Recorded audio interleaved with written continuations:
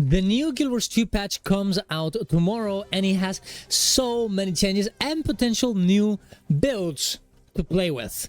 So, which ones are gonna be the best? Well, in this video, we're gonna go through exactly those. So you can be ready to try out the best ones tomorrow. Subscribe to the channel for more content like this. Go to my Ko-Fi if you want to support my content. Go to my Twitch to watch me live every morning. And let's get into it. The first thing that we're gonna go through is Necromancer. The big thing in the changes here are transfusion changes that transform all of your staff abilities into healing abilities that also grant boons. Mark of Blood with Vigor, Chillbanes with Protection, Putrid Mark with Remove Conditions, and Reaper's Mark with Stability. This means that you're gonna be able to go into your allies, put your marks, and they will explode, giving a lot of healing.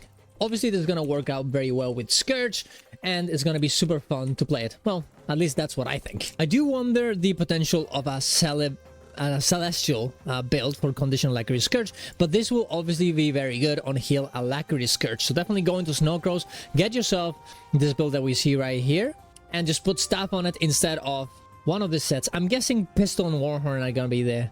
Well, I don't know actually.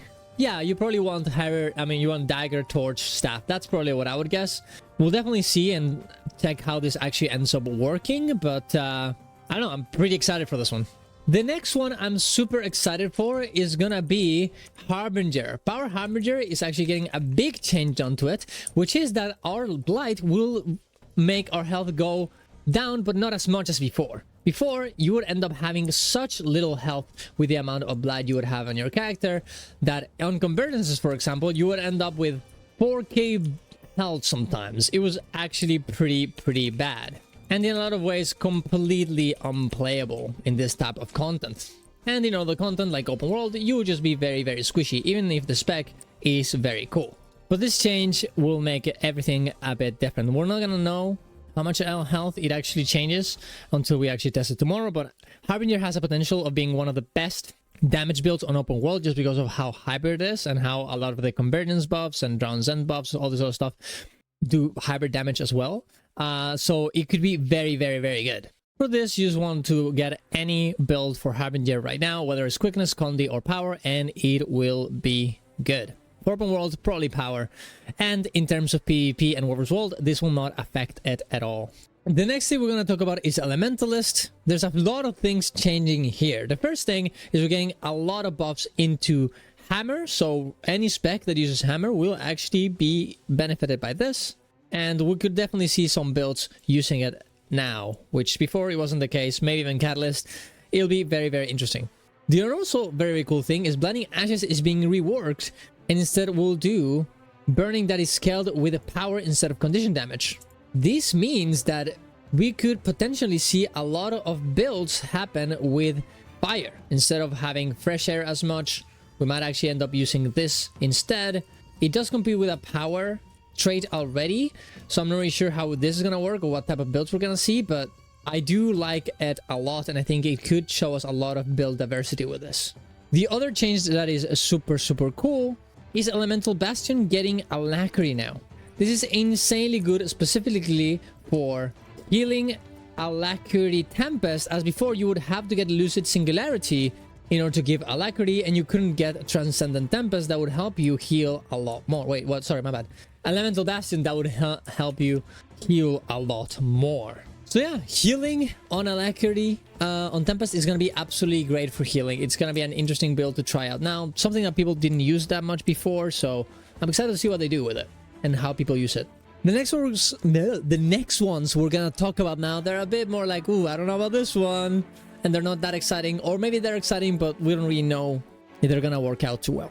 Vindicator getting protection to allies when you use a healing skill, and of course Sensu Helsar giving Alacrity will give us two types of builds. Well, potentially anyways. It's gonna give us an Alacrity build for power, of course. That will also give a little bit of barrier, so it's actually gonna be kind of cool. And maybe this is the way of them actually trying to help with the fact that Alac Renegade power is not very good right now. And instead they're just giving us an option to do it. But the big one and the most interesting one is the fact that it will actually heal. This has been kind of a meme build for a bit. I know it used to be used a little bit on War vs. World, but in PvE at least hasn't really been very good. I know some people really want it to work, but the fact that you don't give alacrity is just a very big kill. But now, well, it actually might not be the worst, and Scepter, the weapon that we got on Secrets of the Obscure, might actually be usable a little bit. So I'm very interested to see where this actually goes. Mirage is also an interesting one. We might have some upgrades in terms of how this works, and maybe it will actually be enough for people to play this again. All the changes here just mainly making the DPS of the build a bit more consistent. They actually fix some very important bugs on it too, and I'm interested to see if it'll actually be enough, because Mirage is a very cool concept. It's just, you know, nobody really plays it right now, so hopefully it'll be enough. But I sadly do not know enough about Mesmer, specifically Mirage, to actually be able to say this. We'll definitely have to see. In PvE, in War vs. World and PvP, seems like it's probably not gonna be very interesting, but we'll see. The rest is there's not that much to be said. Engineer is getting flamethrower quickness. It's gonna be interesting to see if we can actually pull off a build out of that. Guarding is getting their greatsword way easier to use, which is kind of cool. Bladestone is easier to use now, and Quickness Berserker is gonna be less bad, so hopefully that will be something that is split a bit more. A very aggressive type of build for quickness, but maybe this time it'll be good. And we have 100 Blades buff, so Greatsword, maybe it's gonna come back, maybe in Spellbreaker form or something else. Speaking of, considering the fact that they put alacrity on Vindicator now, and then there's 2 alacrity specs on Revenant, I wonder if they're gonna do that with Spellbreaker too and give alacrity to them. I think it's kind of possible, I'm not gonna lie. Maybe we'll see that next time, and this is just a bit of an experiment to see what happens. And Ranger just got some changes that are not really very impactful, so I wouldn't worry about it too. If you're a Ranger main, you might not have a lot new to go for. Maybe some Comedy Torch builds. We'll see, maybe. But that's about it. I'm very excited for all that happens in this patch. I might actually play. I will have been playing this last few weeks since the patch came out, because it was not a good patch in my opinion. So tomorrow I'll definitely be on Twitch streaming Guild Wars 2 and trying all these builds, see how they are, and I'll give a little bit of a, maybe a review after it. Who knows? Thank you very much for watching, guys. Subscribe to the channel for more content like this. Go to my Ko-Fi if you want to support my content. Go to my Twitch to watch me live every morning. See you guys around. Love you all. Bye.